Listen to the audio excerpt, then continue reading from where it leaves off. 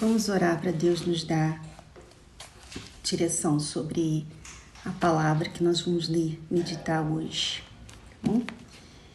Vamos lá.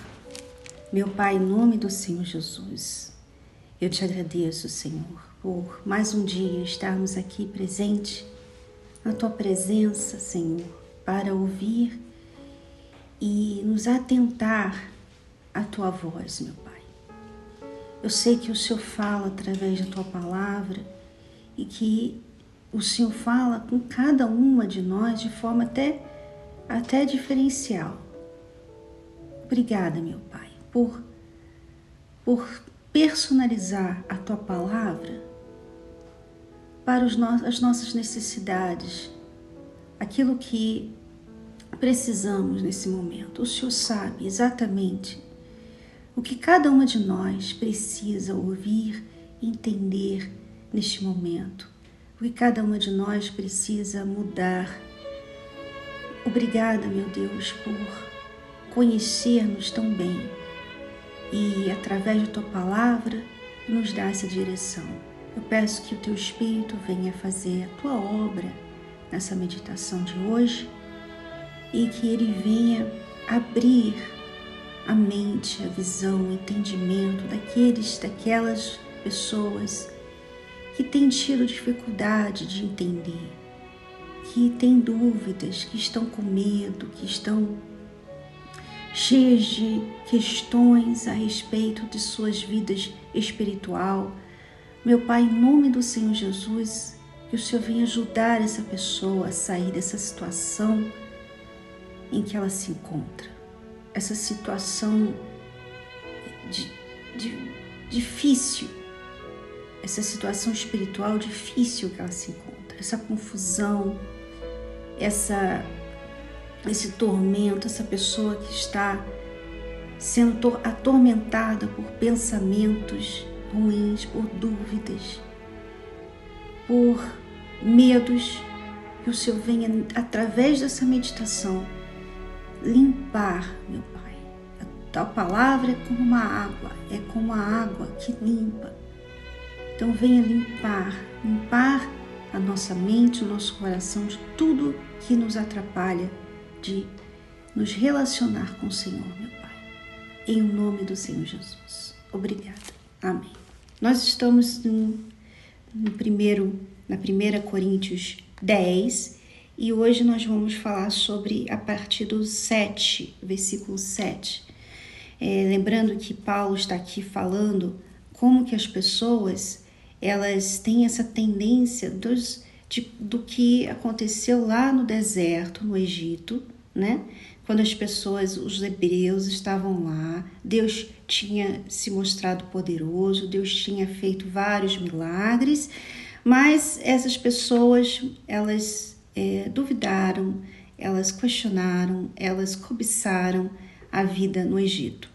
Então Paulo está falando como que essa tendência, há uma tendência, a mesma tendência hoje e na igreja de Corinto, né? E ele fala lá no versículo 7, não vos façais, pois, idólatras, como alguns deles, conforme está escrito, o povo assentou-se a comer e a beber e levantou-se para folgar. Você lembra quando o povo foi e fez um bezerro de ouro? Então, por que o povo fez um bezerro de ouro, né? É difícil, as pessoas têm uma dificuldade, é difícil entender como que você pode fazer uma coisa dessa, né? Deus de Israel, Deus de Abraão, de Isaac, de Jacó, Ele te salvou. Como é que você vai e faz um bezerro de ouro? O que aconteceu, né? Naqueles 40 dias que Moisés subiu no Monte Sinai para falar com Deus, para receber os mandamentos de Deus. O que aconteceu nesse inteirinho que o povo ali quis, de repente, fazer um bezerro de ouro? O que acontece? A idolatria, ela é algo que a gente tem uma predisposição, um problema que o ser humano tem de querer, de dar muita importância, muito valor, até mesmo acima de si mesmo, em alguma coisa. Então, por exemplo, muitas pessoas cristãs, muitas pessoas que dizem, né, amar a Deus acima de todas as coisas, na prática, elas não amam a Deus em cima de todas as coisas. Elas amam outras coisas e pessoas. Quando você faz isso, você está sendo idólatra, porque quando você vê Deus, por que Deus é Deus? Porque Ele é o que está acima de tudo. Primeiro mandamento, amarás a Deus acima de todas as coisas e de todo o seu entendimento, de todo o seu coração, de toda a sua alma.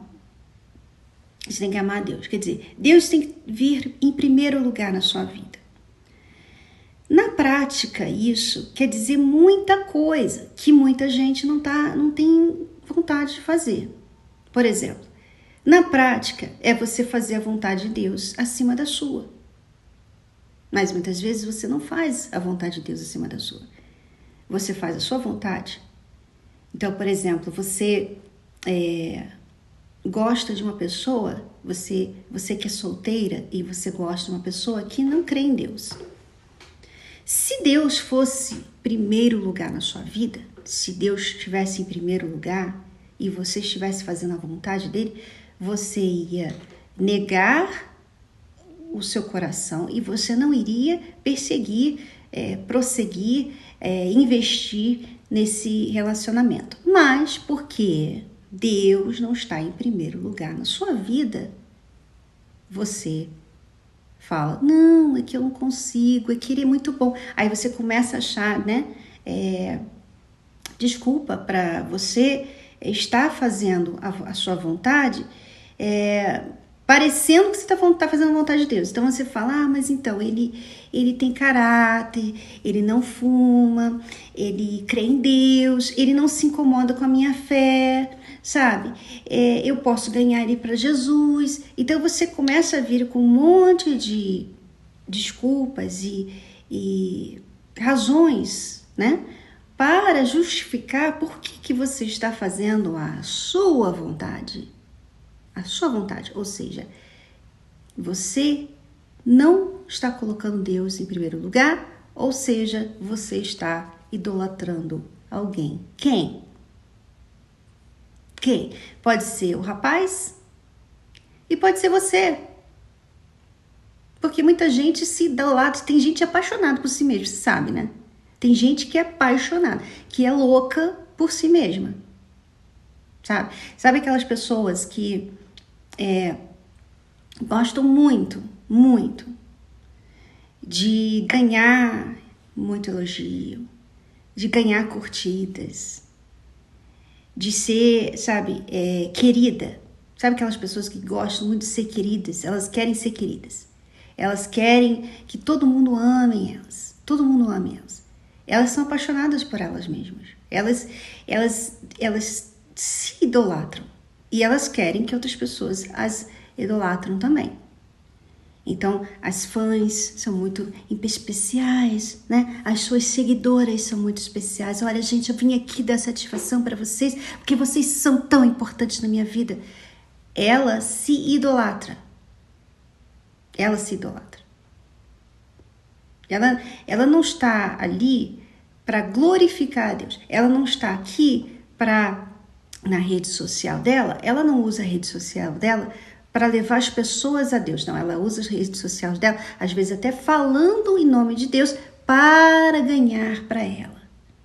Para ganhar para ela. Então ela não quer chatear ninguém, ela quer, sabe, agradar todo mundo, ela faz qualquer coisa para agradar as pessoas. E ela tá lá, né, o tempo todo, sempre alimentando a rede social dela, porque ela não quer perder, ela não quer que as pessoas parem de seguir ela, parem de ficar, sabe, obcecadas com ela. Ela quer ser idolatrada. Ela quer ser idolatrada. Então, ela se idolatra, ela pode idolatrar outras pessoas, por exemplo, quantas pessoas às vezes me idolatram, você às vezes me idolatra. Sabe? Tem pessoas que me seguem aqui no Hollywood e que me idolatram. E não quero isso. Eu já falei N vezes que eu não quero isso. Eu não dou você motivo para isso. Mas você me idolatra. Você tá aí, sabe o que você faz? Você fica achando assunto para conversar comigo. Você fica achando pergunta para me fazer. Hein, dona Cris, qual a diferença entre nascida de Deus e batismo de Espírito Santo? Peraí, você não vai na igreja? Você não tem ido na igreja? Você não é da igreja? Como assim você não sabe? Você tem aí livros da igreja, você tem aí a palavra de Deus, você tem aí N programas de televisão, programas de rádio, vídeos no YouTube, da igreja, de pessoas de Deus, de bispos, pastores, do Bispo Macedo. Você tem aí N informações, N referências para você pegar o que você precisa. Mas você escreve para mim. Por quê? Porque não é porque você quer saber, é porque você quer ter contato, é porque você quer conversar comigo. Muitas pessoas fazem isso, elas idolatram alguém ou algo. Ou é um marido, né? Você aí você não tem o Espírito Santo, mas você está muito preocupada com o seu casamento. Quer dizer, você não colocou Deus em primeiro lugar. Porque se Deus fosse em primeiro lugar, você ia estar mais preocupada com a sua vida espiritual. Nós falamos recentemente que quem crê em Jesus e for batizado é salvo. Agora, é salvo naquele momento. No dia seguinte, no momento seguinte, quando as coisas dificultarem, quando o tempo passar, a salvação começa a ficar vulnerável. Por quê? Porque ela não tem o Espírito Santo. A salvação dela está comprometida. Ela pode perder a salvação dela assim, ó. Então, ela tem que buscar o Espírito Santo. Mas muitas, quando me ouvirem falar que quando elas não têm o Espírito Santo, elas estão salvas? Ai, graças a Deus. Então, eu não tenho Espírito Santo, mas eu estou bem. Infelizmente, muitas pessoas falam muitas coisas, mas não realmente querem dizer aquilo. Elas não querem dizer aquilo. E assim também com Deus. Deus sabe. E Paulo está falando aqui, olha, não vos faça idólatras, não sejam assim. A idolatria é toda vez que você coloca qualquer pessoa ou algo acima de Deus, você está sendo idólatra. Você está sendo idólatra. Aquilo ali é o seu ídolo. Você está tirando Deus do lugar dele. Aquilo ali é idolatria. Então, cuidado, você que gosta muito, sabe, de fazer a sua vontade, você que fala muito assim, ai, mas eu não consigo parar de pensar nele, eu não consigo deixar esse pecado. Não é que você não consegue, você não quer. Você fala para si mesma que não consegue para você se sentir melhor, mas você não quer porque você ainda não colocou Deus em primeiro lugar na sua vida. Tem algo ou alguém que está em primeiro lugar. Por isso que você não consegue. Porque você não quer. No versículo 8 diz assim: e não forniquemos como alguns deles fornicaram e caíram num dia 23.000. Então, o que aconteceu lá? Eles começaram a ter relações sexuais lá no deserto com mulheres que vinham para seduzi-los. E eles fornicaram. Eles entraram na delas. Igual um patinho, né? Foi lá, igual como muitas. Tá aí, né? Vem um rapazinho, vem uma pessoa, um homem. Aí vai lá, deixa um comentário para ela. Fala, você tá tão bonita. Eu gosto dessa cor em você. Esse penteado fica muito bem em você. Você fala tão bem, a sua voz é tão bonita. Um comentário, uma coisinha assim, sabe? Aí vai lá a menina e se entrega. E começa a pensar nele e de repente tá trocando mensagens e ele vai e fala assim, manda aí um nude pra mim, vai. Mostra para mim um pouquinho. E ela vai e manda. Quer dizer, você fornica, mas é que Não, mas eu não tô tendo sexo. Claro que você tá tendo sexo.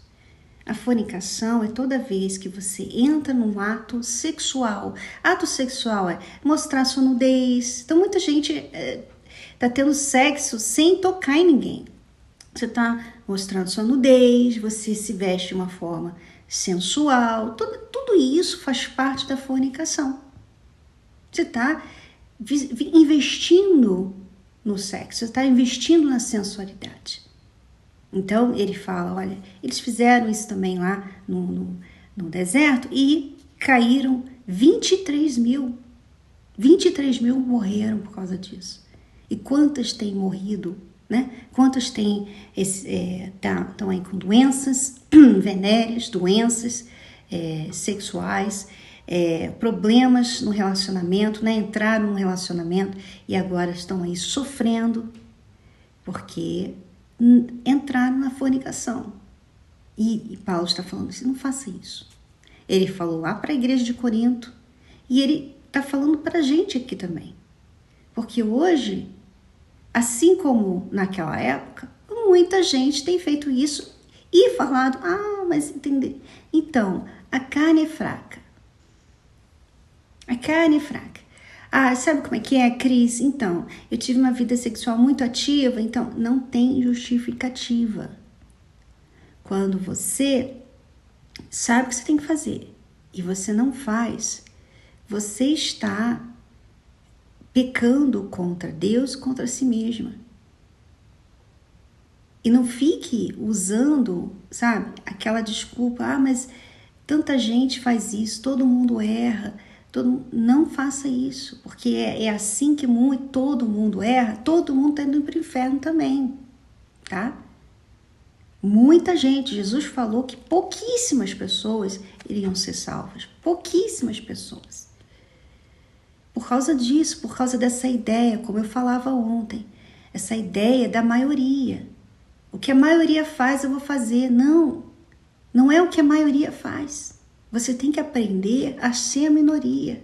A minoria tem mais dificuldade. A minoria, ela tem que sacrificar mais, ela tem que sofrer mais, ela é mais maltratada, ela é mais mal interpretada, ela tem que sacrificar mais. A minoria sempre vai sacrificar mais, vai lutar mais, vai ter que ser mais forte. A minoria tem que ter mais trabalho. Então, a maioria das pessoas não querem ter esse trabalho, então prefere fazer parte da maioria. A maioria é aquele pessoal que vai entrar pela porta larga, né? A porta larga, todo mundo entra por lá e tal. É aquele caminho muito largo, quer dizer, não tem sacrifício, deixa o sacrifício. Não, todo mundo erra, né? Qual o problema, né? A gente é ser humano, errar é humano, né? E vamos lá, vamos entrando nessa porta larga. Vamos ver para onde essa porta larga vai te levar. Versículo 9. E não tentemos a Cristo, como alguns deles também tentaram e pereceram pelas serpentes. Olha, o que é tentar a Cristo? O que é tentar a Deus? Tentar a Deus é justamente você saber a verdade, você saber o que você tem que fazer e você tipo pagar para ver, sabe? Eu vou pagar para ver.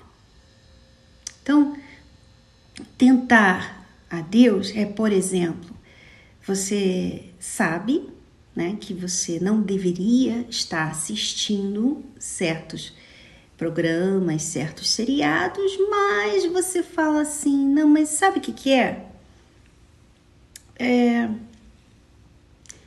Tudo bem, assim, eu não vou me deixar levar.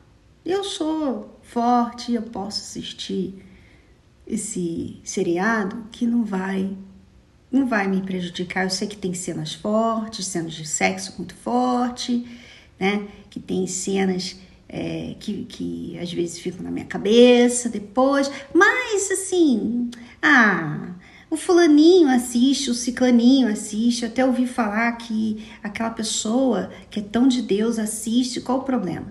Então, você está tentando a Deus quando você fica, quando você não foge do mal, você sabe que ali tem um mal, você sabe que ele tem algo que te dá maus pensamentos, você fica com dificuldade depois com a sua consciência, você fica sonhando, você fica pensando naquilo, você sabe que aquilo ali causa problema para a sua consciência, para a sua fé, mas você continua assistindo, continua investindo naquilo, quer dizer, você está ali tentando a Deus, como se você tivesse assim, não, Deus depois limpa a minha mente. Sabe? Isso é ser sem vergonha. Tem muitas cristãs sem vergonhas. Você que escreve para mim e fala assim, olha, Cris, então, eu tenho muitos pensamentos ruins, mas você fica seguindo aí um monte de celebridade que gosta de falar coisas ruins, que fala coisas contra Deus, que são anti-bíblico, celebridades que gostam de posar nuas, celebridades aí, e não só celebridade, né? Todo tipo de pessoa, porque hoje em dia, celebridade, qualquer pessoa comum é uma celebridade hoje em dia por causa das redes sociais. Então, essas pessoas que você segue, que gostam lá de posar nua, de músicas que são antibíblicas, que músicas que promovem a promiscuidade, você fica se enchendo dessas coisas, você fica se alimentando, bebendo do que é ruim e depois fala que não consegue ter a sua consciência limpa diante de Deus. Pelo amor de Deus, isso é sem vergonhice. Isso é sem vergonhice. E é assim que você tenta a Deus. Você não deve tentar a Deus. Talvez muitas não conseguem receber o Espírito Santo justamente por isso, porque ficam aí tentando a Deus, sabe? Indo lá e se sujando na lama, suja na lama e pede perdão a Deus, se suja na lama, pede perdão a Deus. Você em vez de se converter dos seus maus caminhos, você fica ali, sabe? Querendo ter os dois mundos, querendo estar no mundo e se lambuzando toda no mundo e também ter a santidade que vem com o Espírito Santo. Não dá, né? Não dá. Então, continuando lá, no 10. E não murmureis, como também alguns deles murmuraram e pereceram pelo destruidor. Eles murmuraram, o que mais fizeram foi murmurar, né? Lá no Egito, lá no deserto, o que eles mais fizeram murmurar. E é o que muita gente mais faz hoje em dia, né? E as redes sociais até promovem isso, né? Então as pessoas vão lá e ficam murmurando. Às vezes nos comentários, né? A pessoa vai lá e murmura. É fácil você falar quando, né? É fácil você, porque murmuração, né? E Deus fala, Deus odeia a murmuração. Sabe por quê? Porque a murmuração é o contrário do louvor. Hoje, aqui em São Paulo, está nublado.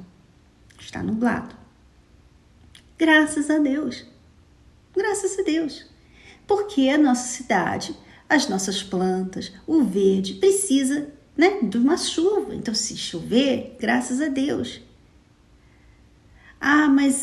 Mas Cris, mas eu precisava. Às vezes Deus não faz as coisas acontecerem, sabe? Assim, poxa, por que Deus não acaba logo com esse vírus? Tem uma razão, porque nós temos aí esse vírus acontecendo, essa quarentena, tem uma razão por trás. Então, eu não vou ficar murmurando, né? A gente já está aqui, eu já estou praticamente 3 semanas de quarentena. E, amém, graças a Deus.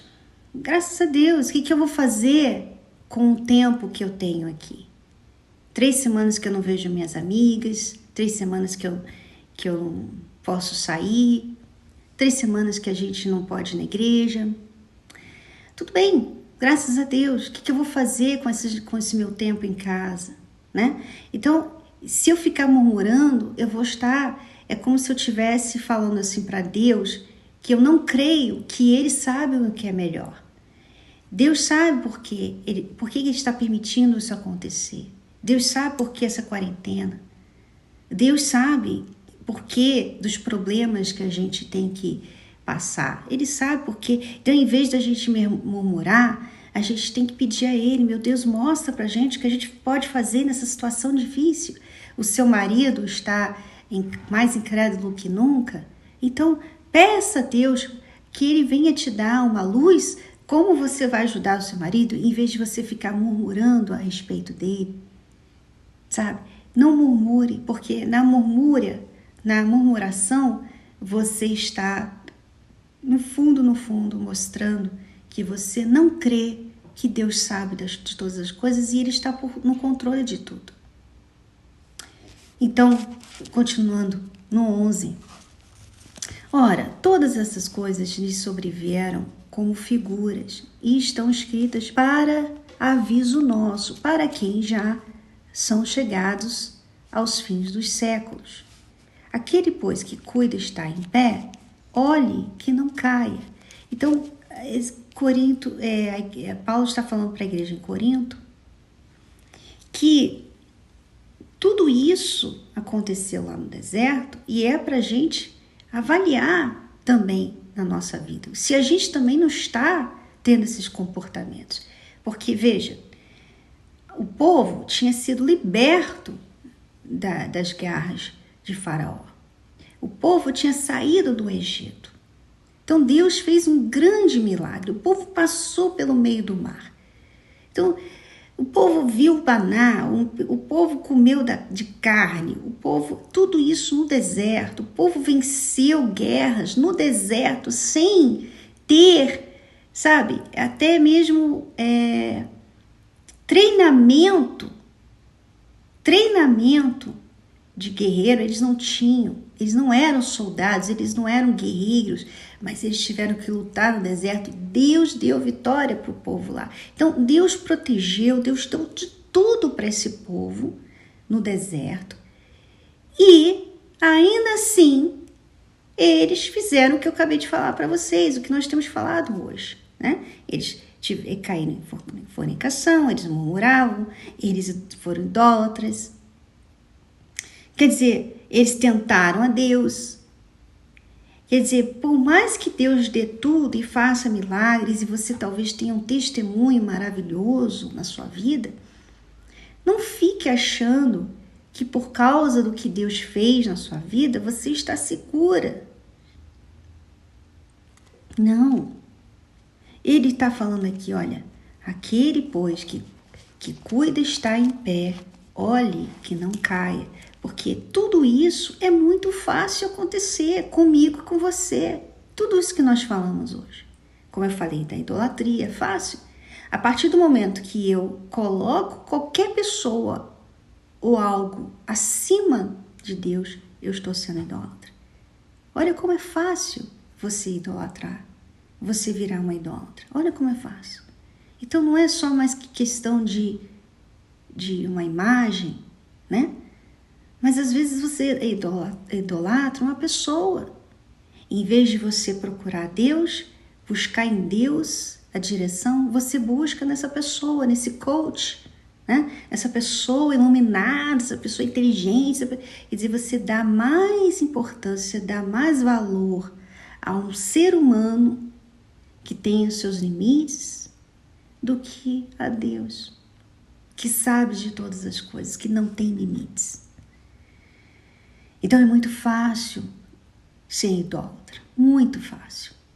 Por isso que Paulo está falando, olha, quem está de pé, cuida para que não caia.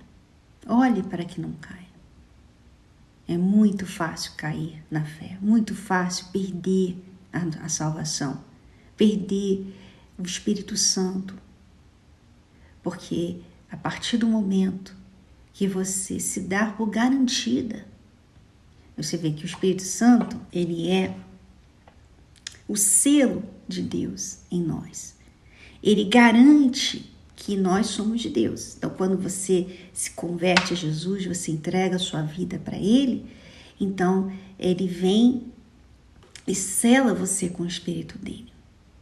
Quem não recebeu o Espírito Santo ainda é porque ainda não se entregou de fato, de verdade a Deus. Ainda tem alguma coisa que ela segura.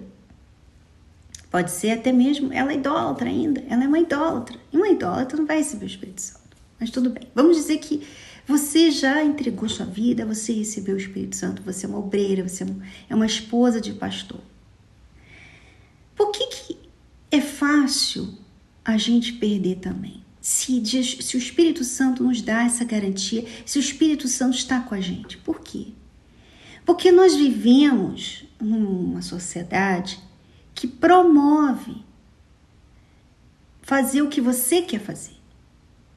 Então, desde pequenininha, né, naquela época, quando haviam escravos, quando a criança nascia, né, era filho de escravos, então ela já entendia desde criancinha que ela não tinha direito a nada. Então ela não tinha ambição, ela não tinha assim sonhos pessoais, porque ela já tinha nascido numa família de escravos e ela pertencia ao senhor daqueles escravos, e por isso que era muito mais fácil para os senhores se aproveitarem dos escravos, porque eles nasciam naquela condição e eles não tinham visão que eles poderiam não ser escravos um dia. Agora, quando nós nos convertemos a Jesus, nós nos tornamos escravos, servos de Deus. Quando nós entregamos nossa vida para Ele, nós entregamos a nossa liberdade, o nosso sonho, as nossas escolhas. Então, eu sempre quis, você entrega aquilo. Eu sempre sonhei, você entrega aquilo. Eu gosto, você entrega aquilo. Eu penso, você entrega aquilo. Quer dizer, você entrega tudo para Deus, né? Então aí você se torna serva dele, você se torna uma escrava dele. Agora, a gente vive num mundo que fala assim, não, que isso? Meu corpo, minhas regras, eu faço o que eu quiser, qual o problema, né? Eu acho isso, eu acho aquilo. Então, é um mundo que está muito individualista, muito mais agora, né? Se na época de Paulo já era assim, imagina hoje, né? E aí, com esses movimentos todos, aí você tem o movimento dos negros, você tem o movimento das mulheres, você tem o movimento da minoria, você tem o movimento da esquerda, do socialista, você tem o movimento dos comunistas, você tem o movimento do LGBT, você tem vários movimentos justamente para fazer essa ideia muito mais clara na mente das pessoas. Não, ninguém manda em mim, eu faço o que eu quiser e eu quero ver alguém falar o contrário. Então, nós, quando entregamos nossa vida para Jesus e recebemos o Espírito dele, nós estávamos na condição de servo, de escravo, falando isso. Não, eu não tenho direito a nada. Então, é o que Deus escolher para mim. É o que Deus mandar. É o que Deus quiser de mim. O que Ele quer? O que Ele quer? Eu vou fazer.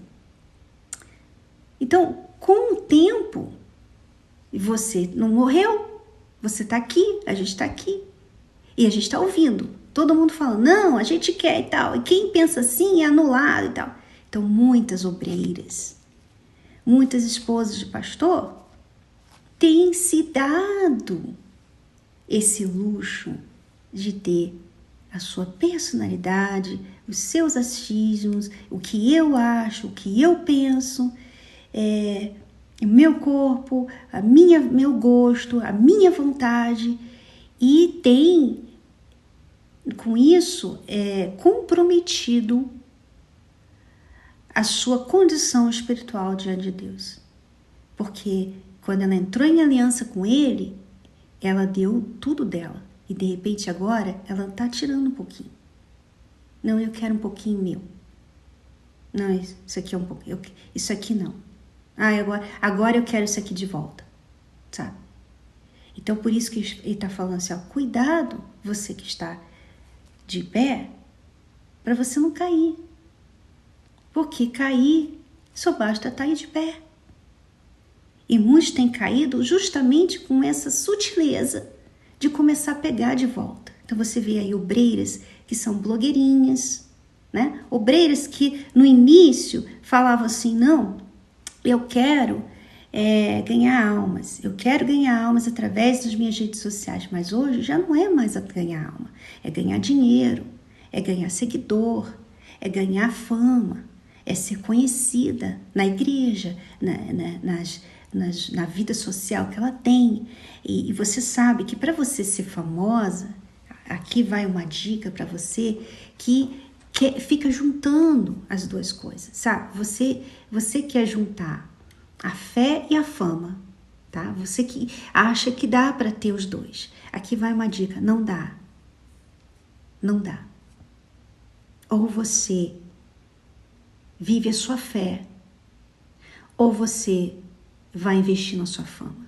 Porque a sua fama precisa que você venha se idolatrar, que você venha buscar idolatria, que você venha promover aquilo que é às vezes contra a sua fé. Não dá. Eu estou na televisão, eu faço às vezes reunião, mas eu faço isso porque foi me pedido isso. Eu faço muitas outras coisas que ninguém sabe e eu faço para Deus e que você não vai saber porque eu não estou aqui para fazer por você, eu faço para Deus. Mas se ele pediu para estar na televisão, então eu vou estar na televisão. Se ele me pediu para fazer meditação com vocês todo dia, eu vou fazer meditação com você todo dia. Se ele me pediu para fazer reunião, eu vou fazer reunião. Mas eu não faço isso porque eu tenho que fazer. Eu, Cristiane Cardoso, tenho que estar, sabe, todo mundo eu tenho que estar na boca do povo. Eu tenho que estar, não, porque aí eu estaria buscando fama. Aí eu poderia estar fazendo as mesmas coisas que eu faço hoje, mas o que eu estaria fazendo seria para mim e não para Deus. Então não dá para você juntar a fé e a fama. Não dá pra gente juntar a fé e a fama. Você tem que escolher. Quem está de pé, cuide para que não caia, porque tem muita gente caindo. Muita gente que estava de pé e caiu. Caiu porque entrou a vaidade. Caiu porque gostou da fama. Gostou de ser conhecido, do poder que tinha sobre as pessoas. Gostou de ter acesso a certas pessoas, a certos lugares. Gostou de ter dinheiro. Gostou de poder mandar e desmandar. Gostou de ter aí as curtidas e os seguidores e muitas pessoas falando o quanto elas gostam dela, o quanto ela ajuda, né? Ela gostou, ela aceitou esse louvor, assim como Lúcifer gostou muito de estar lá com o segundo de Deus. Lá no céu, com o segundo dele. Ele estava lá e ele gostou daquela posição. Ele parou de ser segundo de Deus. Ele parou de servir a Deus e começou a falar assim, mas eu gosto dessa posição aqui. Eu queria ter mais. Eu quero ter mais. Eu quero estar no lugar de Deus. Sabe? Então ele começou a querer para ele. E a partir do momento que você faz o que você faz, que era para Deus, você faz para você, já era, acabou, chega. Acabou, você está caindo, você está você está indo para o fundo, você está indo para o seu caminho, não vai dar no céu. Então eu sugiro você a se arrepender. Se você está assistindo essa meditação, ainda dá tempo de você se arrepender e se converter. O que é se converter? Se converter é, mudar. Você mudar. Você está indo para lá? Muda para totalmente o oposto. E isso, às vezes, é ser radical. Realmente, às vezes não é Na verdade, a conversão é super radical, porque você estava indo para um lugar e você vira para o outro. Não é assim a conversão assim, não, peraí, aos pouquinhos, sabe? Vamos aos pouquinhos para não machucar ninguém, para não desagradar minha família, para não desagradar meus seguidores. Não, a conversão real, ela é radical, ela é assim. Você estava para lá, você vira para cá, acabou. Não tem essa, não, aos pouquinhos, vamos aos pouquinhos, isso aí na conversão. Isso aí você se enganando, está se enganando que você está fazendo a vontade de Deus, mas que você não quer desagradar as pessoas. Então nós vamos parar aqui. Aliás, deixa eu ler só o último versículo do 13. E diz assim: não veio sobre vós tentação senão humana, mas fiel é Deus que não vos deixará tentar acima do que podeis. Antes, com a tentação, dará também o escape para que possais suportar. Esse 13 nós vamos falar amanhã. Amanhã, quarta-feira, às 8 da manhã, nós vamos começar a meditação e nós vamos, a partir do 13, nós vamos falar sobre a tentação. E como que ela não é tão forte assim. Ninguém é tentado mais do que ele pode suportar. Então, se você cai, é porque você foi fraca. Deus abençoe.